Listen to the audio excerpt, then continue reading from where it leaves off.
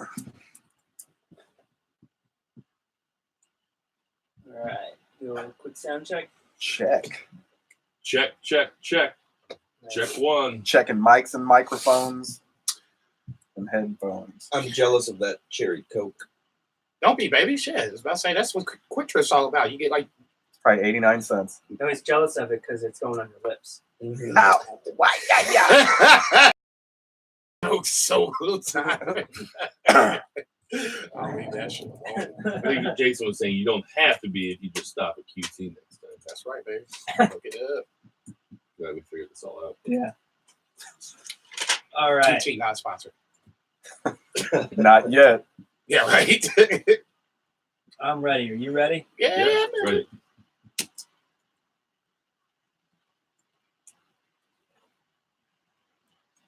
Tonight on the Band from Ringside podcast, you get your big Wrestle Kingdom 13 predictions, All Elite Wrestling's big prediction. We reflect on the life and times of Mean Gene Okerlund, and this week in WWE, that and a whole bunch more tonight on the Band from Ringside. Reunited, and it feels so good. Ditch that 9 to 5. It's time to feel alive. Hello, Mark. So welcome to the Band from Ringside podcast. As always, I'm your host, Bill Vagey, a.k.a. Jesus Take the Heel. We have Two Beers Zach Coleman. What's going on, Two Beers Zach? Hail Satan, that was fucking great. Yeah. Way to go, Bo. Pretty good, man. The adrenaline for like Wrestle Kingdom's kicking in. I get that like shaky like feeling like right before I have sex. Damn. Just getting ready to like put my dick into another human being. Oh, bye. And I think Wrestle Kingdom's going to be that good. Fuck yeah. That's not where I expected it to go. I think I know what you mean. Oh, man. So like I said, another human being. Hey. To his right, as always, we have Jason Cornelius Bell. Allow us to break down the good book of Band from Ringside to start off 2019. Volume 88, Chapter 3, Verse 14 of the good smart saying, hashtag Booty Heels. It is all good, baby. I'm not as excited as Zach is. I'm kind of trying to pace myself a little bit. Quick shout out to my girl, Becky Balboa. I love you, babe. I'm ready to go, man. This is going to be a huge weekend for wrestling in general for us on Sunday. Got to pace yourself. It's a marathon and a sprint. Rounding out the table, we have Murray, the Murray Man. Murray, what's going on, Murray? Not shit. I'm doing great. Bunch of exciting stuff. Like as usual, we're on all the social medias live right now. BFR Pod on Twitter, Facebook. Yeah. Friends of BFR. It's been shared on there. Instagram. Also YouTube. Band from Ringside on YouTube. That's right. But he was talking about the adrenaline. I've got it for Sunday because what's happening on Sunday? There, Sunday we are sponsoring Glory Pros Above the Law in Collinsville. Yeah. I think it's at the Columbus Plaza Banquet Hall. BFR going to church on Sunday. Yeah. That's right. We're gonna have a booth up. We're gonna have all of our merch with us. We're gonna all kinds of stuff for you. So come hang out with us and come see some badass wrestling featuring Glory Pro. We're debut of Bandito. Yes, that's right. We're coming at you from the exquisite Shock City Studios in beautiful St. Louis, Missouri. We got Sam the Mauler Mall turning the knobs tonight. Mr. Perfect's in the house. Before we get too far into it, we're going to do that day one-ish sponsor. We got Soul Taco, which is the best Korean Mexican fusion food that you never knew that you needed. They got spots in the U City Loop in St. Louis, Chesterfield, Missouri, Columbia, Missouri, 2 spots in Chicago, Illinois, Champaign, Illinois, and food trucks driving around for lunch and dinners and lots of events here in St. Louis. You can also get them to cater weddings. I mean, I've been to a couple weddings where they've been at. So Soul Taco, they got the best stuff. I recommend the spicy pork burrito. That's my favorite thing. They also got the chicken and they got that steak. They even have tofu. They got everything. Kimchi fries. And that's the shit. So go get Soul Taco. Tell them the Band from Ringside Central. We also got JJ Twigs on Southampton. JJ Twigs is a great spot to go to get that St. Louis style pizza. If that's what you're into, it's a great place to watch the football games, the basketball games. They have hockey specials when the Blues are on. They have bucket specials. So go get some JJ Twigs in Southampton. Same deal. Tell them that Bill sent you because I don't invite the other guys to go there. I'm looking forward to watching some XFL games there with Jason without you. We going to the game, baby. I thought you knew. What about me? Without further You going to? ado, let's get to our 3 counts. JCB, what's our one count? One count is going to be on the somber moment. When this came out, I guess it was yesterday because my days are kind of confused now at this point because I've been on vacation.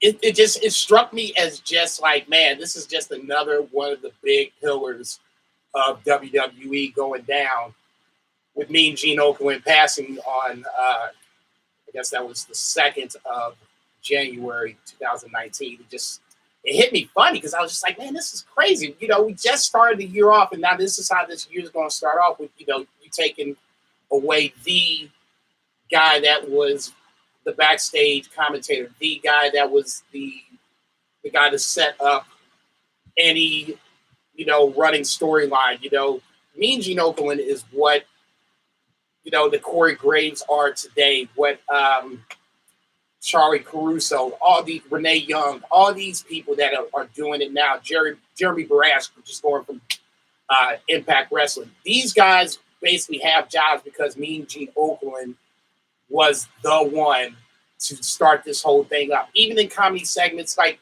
when Andre the Giant choked him out at WrestleMania. It's stuff like that. Well, not him, but it's Bob Uecker, but he was in that setup. It's stuff like that where, you know, you really take back on what Mean Gene Okerlund meant to the business, to WWE in general, to myself. I mean, as much as I hated Hulk Hogan, and I still do for this day, you know, Gene would set it up. Well, you know, I disagree with his views. I hate him more now. I mean, I hate him because he didn't lose. Then now it's just like he's a racist bastard.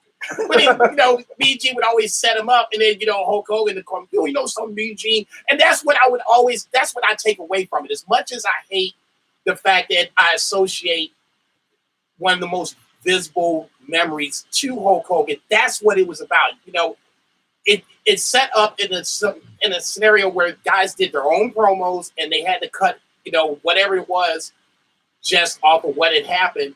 Mean Gene was the guy that was the point guard. He set you up to then talk about X.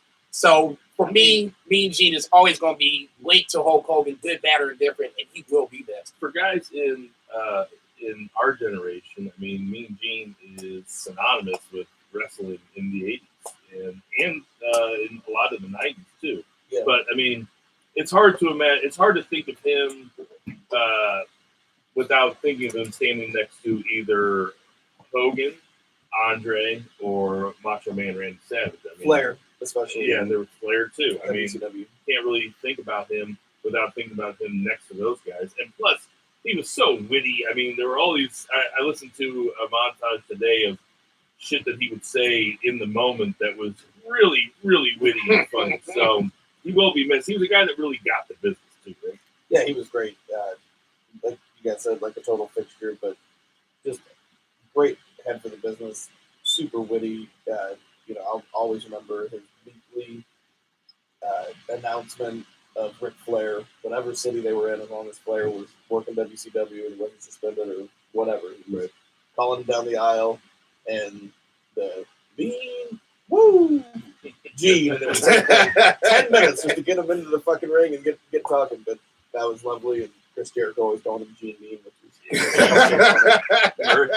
I just one of my favorite things too. I mean, it's all the same things you guys said, but also just his blooper segments. Like his blooper reel is uncanny. Like foul mouth, super foul mouth. Mean Gene, yeah, dude. Check it out. Like I'm gonna have to do some googling. One of them's he's interviewing Roddy Piper, and he lifts up Roddy Piper's skirt and killed. And he's not wearing anything under it. And he's like, oh fuck! He starts cracking up laughing. There's one where he's doing an interview and the set falls down. So fuck it. That's Rick Rude. I saw that. Yeah, There's one where it's him and Bret Hart and Mr. Perfect are being interviewed. It's a King of the Ring segment. Yeah. And it like Gene Okerlund is just like totally instigating this whole thing. It was like, well, you know, Bret Hart, I heard you was looking to face Mr. So-and-so. So that means you're going to get past Mr. Perfect? He's like, no. You know, Bret's kind of like trying to be the nice baby face. Baby face is like, you know, no, I didn't mean that. You know, I just want to wrestle, you know, Mr. Perfect. He's a good, you know, competitor. You know, I want to test my skills again. And by the end of this, the segment, it's like, they're talking about each other's dads. And, I beat you at SummerSlam. I'm just like, damn.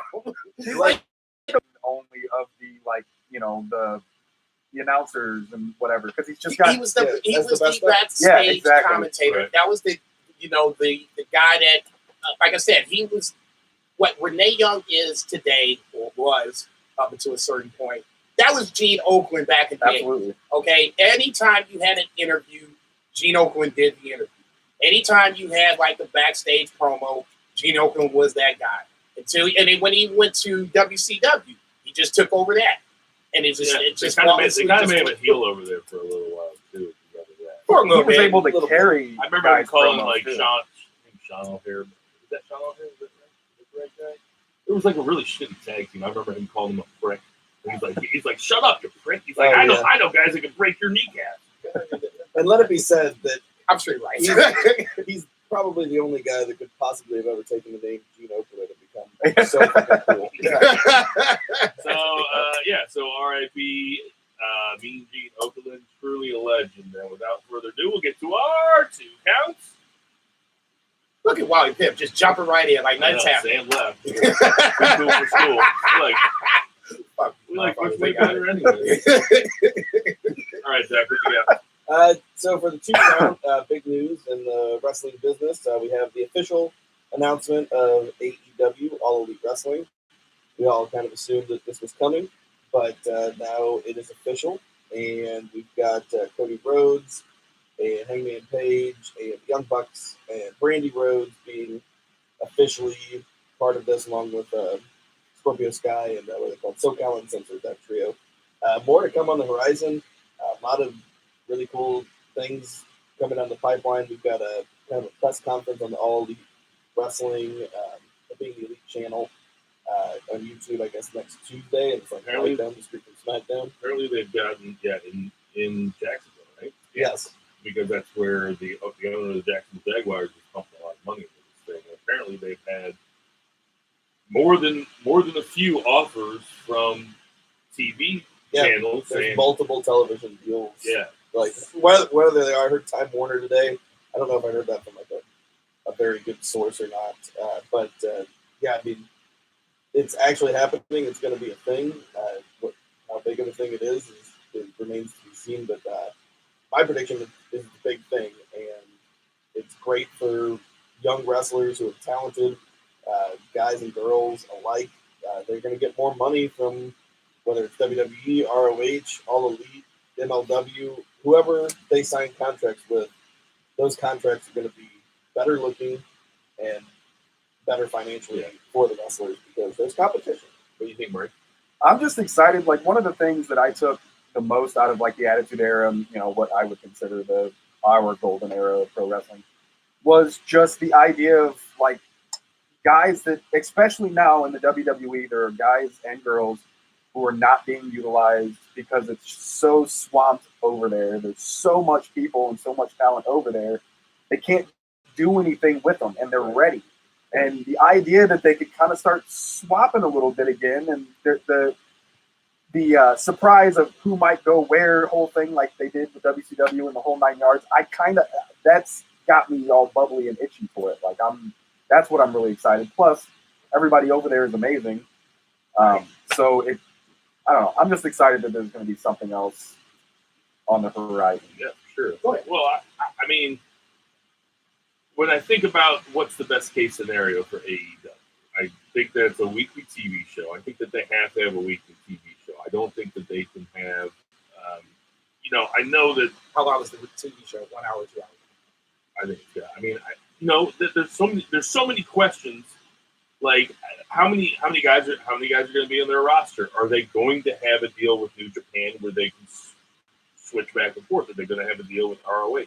I mean, the thing about ROH is that it's beloved, and it's beloved for a lot of good reasons. But ROH is a launching pad for a lot of guys. It is not the location that they're trying to get to. It's a place that's supposed to put them somewhere. It's like really, ROH plays in front of 1,800 seat theaters. I mean, it's not on the same level at all. what is AEW supposed to be? Is it going to be traveling? I think another thing about that might be able to get them to poach some people from other promotions is those guys aren't going to be on that WWE schedule, which is wrestling 200 nights a year or more sometimes in some cases. And some guys, there's guys like Finn Balor, who is a lot older than he looks. And maybe, now I've heard that maybe Finn Balor's a bad example because I've heard that Finn Balor's lovely. But maybe guys are going to say a slight to wrestle a lot less and be with my family a lot more and be on the road a lot less. And maybe AEW can be the destination spot for some guys like that. I'll go Zach's part first and then answer my own question second. TNT TBS is the channel that I'm hearing. I don't know if that's Time Warner or not. That's Time Warner. Okay, so same thing. Well, that's a lot bigger of a channel than I thought you were going to say. I thought you were going to say something that's not in all households. No, like that's AXS. apparently Con has contacts with Time Warner, so that's the channel that's in the pole position, for lack of a better term. TNT would be massive. Yeah, I think it would be an easy transition, and it would be something that everybody that would have cable TV should be able to. I mean, people might not be able to watch as many episodes of Bones as they want to, but I mean, on Tuesday nights you can watch Tuesday Night Dynamite. I think this should be at least a 1 hour show to start. It has to be. I think it depends on the roster itself, but I think the initial success has to be on this TV deal. The length of the TV deal, if it's like 3 or 4 years, then it gives them time to play with. You don't have to come out and sign big names and get this thing over. It gives you time for people like, just because it's the first person I thought of, and I'm not trying to say this person is going, but Shinsuke Nakamura, his contract's coming up. It could give him a chance to figure out what he wants to do. AJ Styles, the Revival, the Good Brothers. I mean, if they see that this Cesaro, perfect example. So If Cesaro, that'd be awesome. yeah, Cesaro would be amazing in this. If he would sit back and waited and saw AEW start to improve and make just a little heel imprint, they're not kicking in the door. They're not taking over WWE. Let's get that off the table. They might, eat up a little of the MLW, the ROH portion of this market share. But I mean, that's just, it is what it is. Not unless they're going to decide to work together. I heard they trademarked the phrase Tuesday Night. Okay, so so whatever the case may be, that might be one of them scenarios where this is where it's going to be slotted for Tuesday, and it's perfect because there's nothing that WWE does on Tuesday besides SmackDown. I think Go on after. I think the smaller promotions are going to be so threatened by this that That's who's they're really not. going to hurt. That's who's going to hurt, and I don't see them necessarily working together unless it's out of pure necessity or like some kind of like goodwill kind of scenario. Because I mean, ROH is going to be their direct competitor. People talk about WWE competition, like you said, it's not going to happen. But it's wrestling competition, and it's going to take some talent away. Okay, that's what I was going to say. It's going to be a competition in ring talent, what they do in ring. The business model, man, you can forget about that. That ain't going to happen anytime soon, if ever. WWE is the #1 wrestling promotion in the world. Period. They're wrestling. That's a hot take. They're wrestling I mean, Walmart. You're right. Period. They're When he's right, wrestling he's right. Walmart. When he's right, he's right. Okay. Now at that point, Wrestling you Walmart. you just have to be able to be better than the slowest gazelle that's behind you. And if that's MLW, if that's ROH, so be it. If I don't look, sleep on TNA. That's all I'm saying. It's not a value jump. They got No. a shitty TV deal No. that's getting shittier. Okay. A few people watch The it. product. I pay very few podcasts talk about it. I mean, it's the slowest gazelle. Okay, the slowest gazelle. Make sure for the moment we start our promotion to be hitting the ground running. How much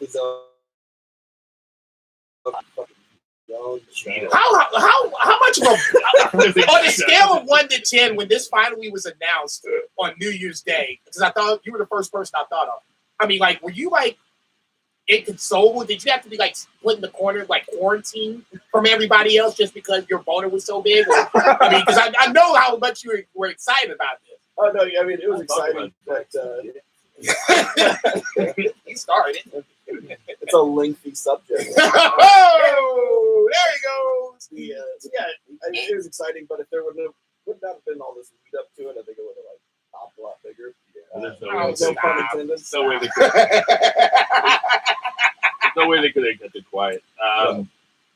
So Jericho has kind of strongly hinted, not so subtly hinted, that he will be involved. Is Jericho a big enough mainstream star, current mainstream star, to get people to get the casual viewer to maybe start turning their attention towards AEW? Because TNA had a lot of stars and it didn't do shit. But of course, that was terrible. Jericho's got a good way of appealing to the masses in a lot of ways. Like I talked about a couple weeks ago how I went back and was watching the Tough Enough stuff, and he was the host of one of them, and he was just like straight up TV, every guy's host. He was really good at it, right? And he's able to kind of evolve and shift however he needs to fit somewhere and get eyes there. I think he's at least good enough to bring attention to the upper mid card portion of the show. They also rumored that Goldberg. I saw that too earlier today. Pretty strange. I mean, I think it's kind of you got to kind of get the not the common man, but the casual fan. Well, he's just I don't know. Nostalgia fan. I don't really know if I agree with that because, like I said, we saw TNA fail trying to do that same thing. But I don't think you go all in that way. You still go with the base of the foundation with the Bucks, Cody. I tell you maybe what, Kenny Omega if he comes over, SCU, Page. I'll say this: start with that and kind of build off. I don't ever want to see Goldberg in a title match. Well, that's what I was. What are they going to do? Put him against Cody? Right. Like, who is Goldberg going to go against? Put him against Hangman Page? Like, I don't want to see that shit. No, if he puts over Hangman Page, then I'm all for it. Hangman buckshots him to the fucking moon. Then I'm all for it. Yeah. Because that's what he's supposed to be there to do at this point. I'm sure at this point he might do that. I mean, he's not working for McMahon where they boo the shit out of him, Like, I mean, not to say that if he went over there that they wouldn't do the same thing, but I don't think Goldberg likes the job at all. But that's good point. Yeah, you might have to start figuring this shit out. It's for his boy. It's for his son. Okay, take your shirt off, boy. Yeah, you already saw that shit. Dad was champ. Okay, let's move on. Fuck out of here. Speaking of moving on, we'll get to our 3 counts.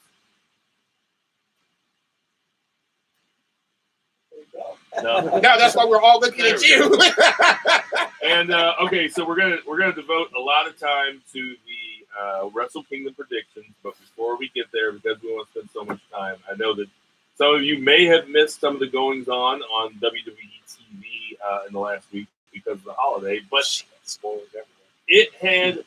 See, I don't read the spoilers. It had no business being as good as it was for a pre-taped holiday show. And I know that Murray agrees with me. But just running down a few of the things that happened. Dolph Ziggler fought Drew McIntyre in a cage match that was like a 4-segment match where Ziggler put him over and McIntyre came back to get a little bit more after he lost.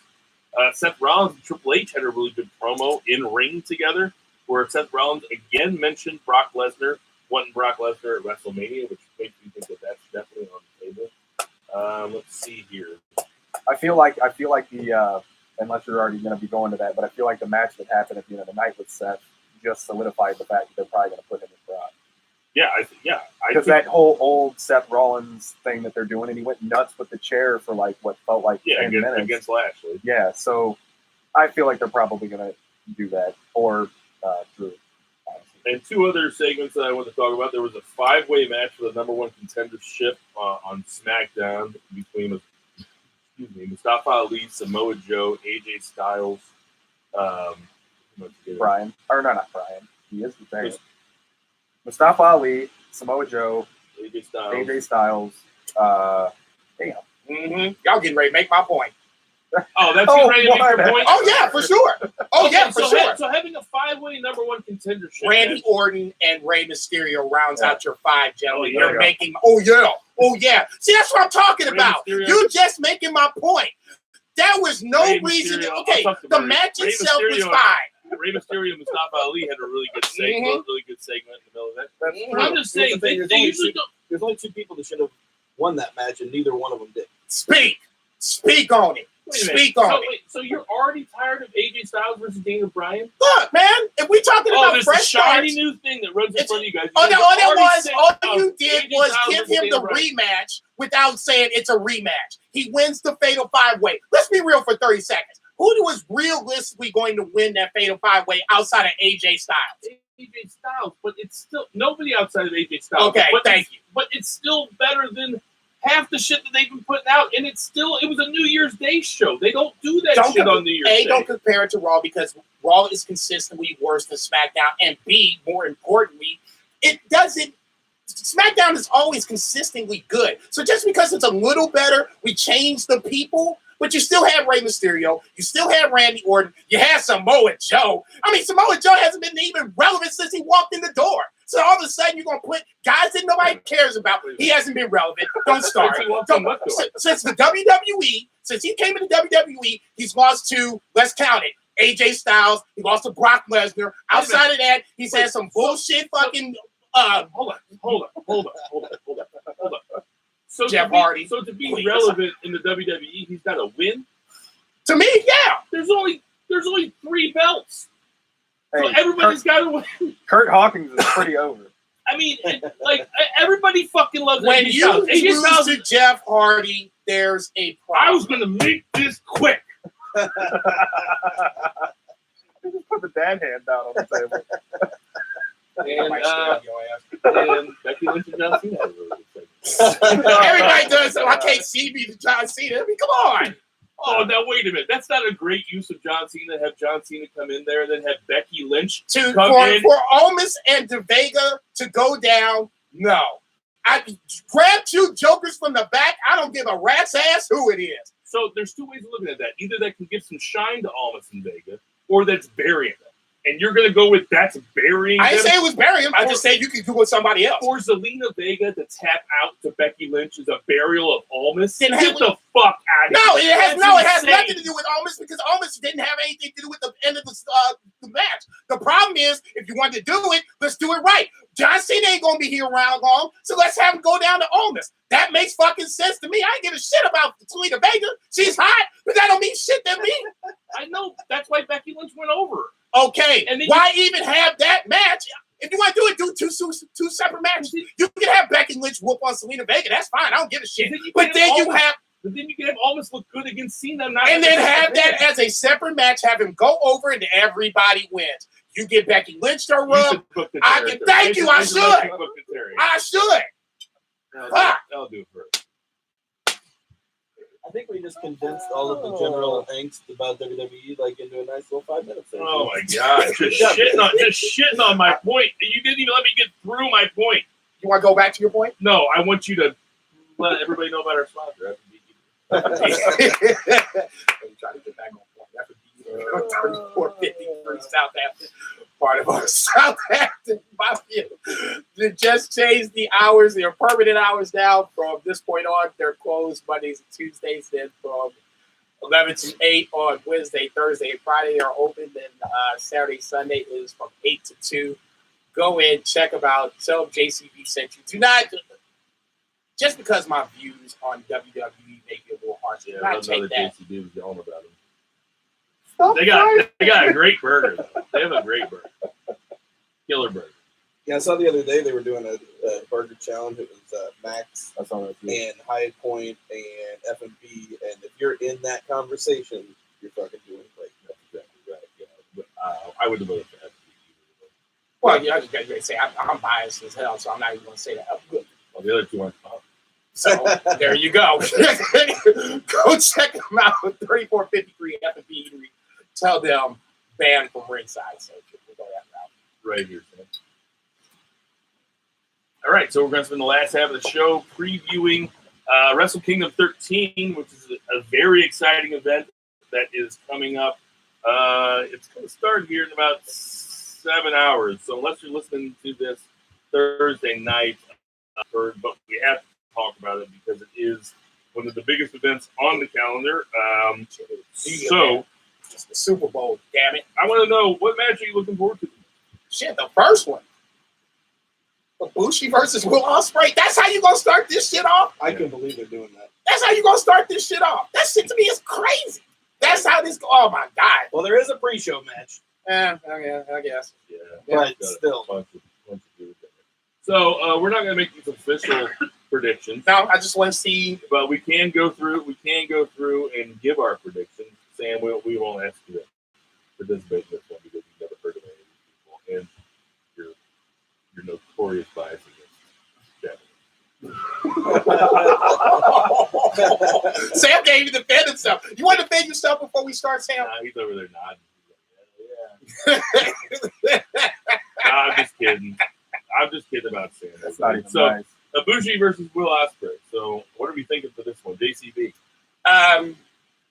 Before Ospreay got hurt, this was supposed to be Ospreay as champ and Ibushi coming in as challenger. Obviously, we have it the other way around. I'm going to stick to my knee-jerk reaction going into it. I think Ibushi is going to win. I think there's bigger and better things for Ospreay upon the horizon. The neverweight belt is not necessarily the end-all to be all for Will Ospreay. Zach, what do you got? Yeah, and honestly, the same thing, because what's interesting about this match is when you think about it, Ibushi, or whoever wins, and I'll choose Ibushi, whoever wins is not necessarily going to be the one who succeeds in 2019. And I really think this is going to be the year of Will Ospreay. I think he's going to have the greatest G1. Even if he doesn't win, he'll be like G was this year, where he had the fucking best matches.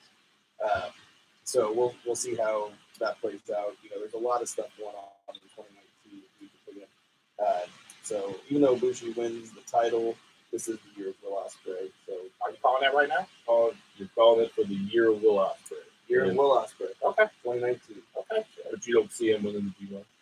I think he is. I wouldn't call him a dark horse for the G1. I would call him like a 95. favorite. Isn't he super young? Pretty young. I don't know how young he is. He's born like 95. Murray, any thoughts He's on a this literal one? baby face. Not yet. Okay. I promise I'm getting there.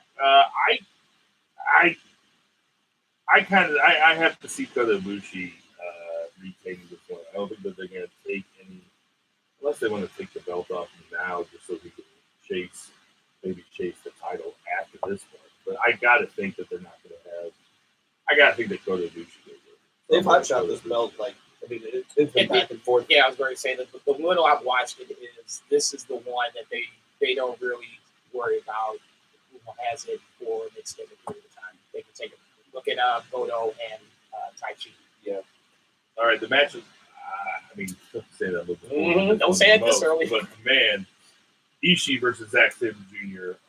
They're two of my favorite guys that are in New Japan. They're the ones that I enjoy watching the matches the most. When you don't talk about like Naito or Omega. This is for the British Heavyweight Championship, which someone enlightened me. It's Rev Pro's promotion from Britain. I think like Progress, Rev Pro, IWP. It's essentially a British promotion. Does it always get defended in New Japan? Well, No, but they belt, do. But a lot of times it ends up being defended. Yeah, I was going to say they did it last year. Obviously, they're doing it again this year. They share talent from time to time, so that they'll have whoever wins will end up going back over to Britain at some point, and then they get up against fill in the blank, their number one contender or whatever the case may be. Has Zack Sabre Jr. ever told it? Yes. He did recently. Yeah, he lost it to Ishii, who then lost it to Suzuki. Suzuki lost it back to Ishii, and now Zack Sabre Jr. is coming back up. I watched that press conference that they did.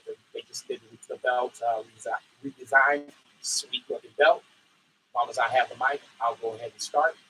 I can't go against the guy that I voted for the rest of the year 2018. I'm sorry, I'm biased as fuck. I love Ishii, but I'm gonna pick Zack Sabre Jr., especially at some point they're gonna go back to England. I think they'll go back to England past him. Yeah, that's a logical choice. Same for me. It is the British heavyweight belt, and Ishii is the fucking man. But Zack Sabre represents that belt. It's kind of like the U.S. fucking belt in New Japan. Like, they're not throwing it on fucking Tanahashi. Right. Fucking U.S. belt. Even though... No, I'd actually take that back if it was WWE. They'd throw it on. Oh, yeah. To get heat. You got to get that sweet heat. I was thinking the same thing. I took Zack Sabre Jr. just because I could see him going back and defending it. And, I got to think he's probably a pretty good start. He's huge in England, and I think this is going to be. I'm not saying it's going to be the year of Zack Sabre Jr., but there are some reports that he's in line for a big push. And God forbid if he doesn't win against Ishii. Whoever comes out as champion, Zack Sabre Jr. has wrestled both Kenny Omega and Tanahashi. Either match would be a great match. So, if he loses again, Ishii, he can still be in the title picture at somebody. All right, the Guerrillas of Destiny, Tama Tonga and Tangaloa versus, I don't know, I'm not even going to try to say the LIJ, which is Sonata of Evil, versus the Young Bucks for the Tag Team Championship, currently held by the GOD. JCB, who you got? Obviously, I can't take the Bucks. My gut tells me that Guerrillas of Destiny are going to retain. I really think that LIJ is probably going to win this match, but if I got to beat him down to a pick, I'll pick Guerrillas of Destiny. I'm going to actually diverge from JCB here for the third prediction. Yeah. Even, so, the points don't matter. Yeah, it doesn't matter. Whose line is it anyway? You also went different. You went Will Ospreay. No, I said Ibushi was going to win, but it was going to be the year of Will Ospreay. My bad. All right, that was confusing. Yeah, all right. But I think this is LIJ. I think it's going to be a great night for LIJ. Evil Sonata are great. I know, like, Tama Tonga and Tangaloa, have, good, especially Tama Tonga, with a good social media game and Bullet Club thing, and they're good at generating stuff. But I don't know, like, I like them, but, like, I'm never, like, super invested in their matches if it's them and somebody that's, like, okay. Whereas Evil and Sonata, I think, can fucking work with anybody. They had great matches with the Bucks earlier in the year. Like, they're more of a common denominator. I get more excited about their matches, and I think that's cool. Did you guys see where Tama Tonga on Twitter when they showed the AEW announcement, and he said, "Where's Kenny?" And somebody responded to him and said, "He's at home with Coda." And Tama Tonga goes, "What are they doing?" I did not. I think he asked them if they needed a job or no. Yeah. For those of you that don't know, it's kind of a known secret that Kenny Omega and Kota Ibushi may or may not be. They are called the Golden Lovers. That's the whole shtick. Yeah. Look, it's like you like it, I love it, man. Knock yourself out. Just put 5-star matches. That's what I'm saying. Come on, guys. I'm going Guerrillas. I don't care if you're ambidextrous. I don't care if you use both hands. Wait, did you win LIJ? LIJ, baby. All right, I'm going the Guerrillas of Destiny. Los Inglenables de Japón. I'm going Guerrillas of Destiny also. Okay, I just can't see the Young Bucks winning on their way out. No. Which you can say the same thing about Cody versus Juice Robinson. And please chime in whenever you want to. I don't want to just No, you're good.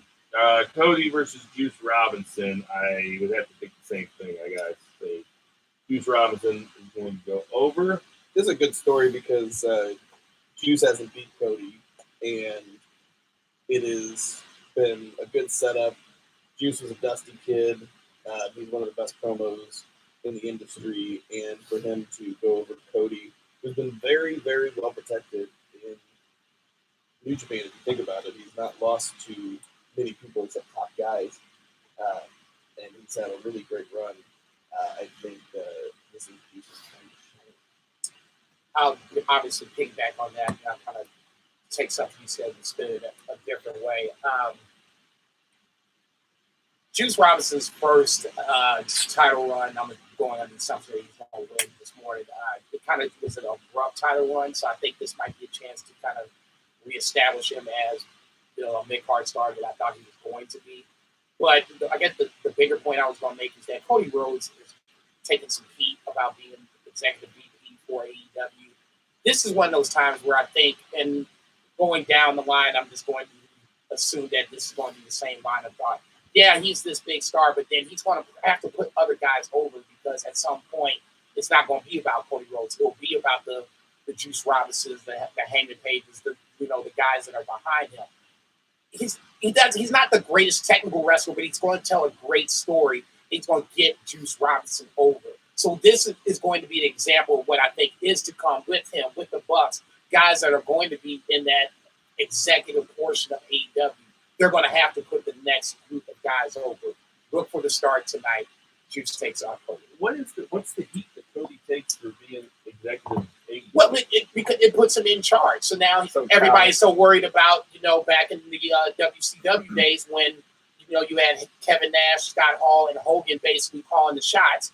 The Bucks are going to basically be part of this booking, I think it's listed as Cody being executive producer. No, he's executive vice president. And that the Bucks are the head bookers. Okay, and so Christopher Daniels is the head agent over there. Oh, but you see where I'm going with it. Yeah. You can start to smell the collusion if you wanted to play the connect the dots game. I don't think they're going to play the connect the dots game, honestly, because I think they see it from the wrestler point of view. They don't see it from the Vince McMahon point of view. I mean, how much older was Dusty when he used to book his own matches all the time and everything? I mean, he invented the Dusty finish. Okay, but Dusty wasn't about Dusty. Hogan was about Hogan. Nash was about Nash. Scott Hall was about Scott Hall. It's the mentality. And they're all about each other. Right. And it's the mentality is the difference. I know that the heat's not coming from you, but like I would definitely much more assume that Cody's going to be a lot more like Dusty when it comes to booking, especially if he's in like title match. Goldust even said on his Twitter not too long, like the other day, he was even saying that he's got so much of his dad in him. And the thing is, all those guys are young enough too, and have been big enough fans of the business that I think they've learned from mistakes that have been made by people in that position, not to go that route. Yeah, and I don't know that they have the egos like Shawn Michaels to not do jobs for guys. Right. So I guess that's I hate the sidebar like that, but that's what I was kind of thinking about coming into today is that this is just going to be one of those times where you can see Cody going to tell a good story, but then ends up giving the belt He's back. like a boss role. He's probably not going to be in the ring as much, and then you have to get through him to get over kind of thing, and that's a perfect position. Yeah. It's like Triple H without the shovel. Exactly. Sledgehammer. No, it's very okay. Yeah, that recent being the Elite, they had like a Triple H style character come in and offer to sign him to tag team contract, and they were like, "No, we saw what you did with the tag team." Like, so they're kind of taking shots, which they should. I don't know about that. No, Kushida we versus do it every day. We're talking about it. Speaking of shots, this is the first Man from Ringside episode ever where I don't think there's been a single drop of alcohol. That's true. Oh, And you saw what happened to me and Jason when there's no alcohol. I know. Screaming at each Get other. mom and dad a beer quick. I don't even have any in my system. Kushida versus Ishimori for the junior heavyweight championship. Zach. I'm going to go Ishimori here. Kushida is the absolute fucking ace of that junior heavyweight division, especially with Will Ospreay moving up into the heavyweight division. Kushida's the guy. He is a great kind of gatekeeper. Is a great guy to get somebody over on a huge stage like a Tokyo Dome show. And Ishimori had a hell of a fucking year. Bone Soldier, new Bone Soldier. He's fucking cut up, man. He's a great fucking wrestler, and I think he takes it. Quick sidebar for 30 seconds. Do you think you see Hiromu at 8 points tonight? I don't know. I don't think so. Oh, also another sidebar. Apparently, there's talks with Kushida and WWE. Okay, so you stole my thunder a little Sorry. bit. No, I don't give a fuck. But I mean, ultimately, that's where I'm going to pick Ishimori because of this nasty rumor that Kushida is WWE bound. I think that's a huge mistake. And it's not because of my consistent bashing about WWE. I just think that if you look at the grand scheme of things, it's where does he actually fit? Is he 205 live, or is he going to be a part of the main roster? If he's going to be a part of the main roster, where does he fit in the main roster? Does he go to SmackDown? Does he go to Raw? Is he going to be mid-card? Is he going to be, upper mid-card? Could be good at NXT. He could, but I mean, that's probably where he would probably go first. But then it's not like NXT ain't loaded. I mean, where do you go with that? So, I mean, that's why I'm just saying I get why you do it. I just don't think it should be an off season just so they can heal. And It's called injuries. Yeah. So, but ultimately, I think Kushida leaving New Japan is a mistake. Even though you've probably done everything you can possibly do there. Go get your money. I ain't mad at you. Just be prepared to suffer. So we're all taking it to morning. Yes. All right. So now I think probably in terms of, well, maybe not star, maybe not star power. Maybe these aren't the three biggest matches, but You skipped one though. There's a junior heavyweight three-way. I did. Yep, there's Wow. Kanemaru and Desperado, who are the champs, versus Roppongi 3K, which is Show and Yo, and Bushi. Oh, Wikipedia has that as the pre-show match. I was just skipping. Oh, okay. Right on. I thought the pre-show match was the Wikipedia has two pre-show matches. Okay, so I don't know anything about that. So who do you think's gonna win? I think Show and Yo, Bushi and Takagi. If I'm, I want to say that because I picked LIJ for the other ones, and it could be a great night for LIJ and then Super Over, but Show and Yo are so fucking good. Also, I think Kanemaru and Desperado are like only 50 days away from like a record reign with those belts of days held. But I don't know. It's a toss-up. It could go any way, and there's reasons for putting it on all of them. But I think Show and Yo are the most talented with that. I'll kick it myself because last week I picked the Briscoes as tag team of the year, but I totally forgot about this team, even though they're a junior heavyweight team of Kanemaru and Desperado. Yeah, they're very close to breaking an all-time record for most days held as junior tag team champions. However, that being said, I will agree with you on this. Roppongi 3K is probably the hottest team of the bunch coming in. I think Shingo and Bushi is probably just a little too early to put the titles on them because I think down the line, LIJ is going to get their crowning moment, but we'll talk about that in a little bit. Give me Roppongi 3K. All right, running out of time. 3 matches left. Okada versus Jay White, a singles match with no belt on the line. Might be the only match on the belt. It's the only match here. It's the only match on the card with no belt on the line. Because it's about pride, baby. So who you like? Jay White, I think it's time for him to go over. Okada really doesn't need this. I mean, he is as over can get. He can take a Wrestle Kingdom off his fine. Jay White, not saying he's going to be the best of the bunch, but if he needs that push, it's where he starts. Zach? I totally see that. I also have a hard time imagining Okada losing Tokyo Dome. And I also have a hard time seeing Jay White suffer too much from a loss either. I just got to go with Okada. I ain't mad at you. Yeah, I'm taking Okada also for the same reasons. In a no DQ match, we have Chris Jericho versus Naito.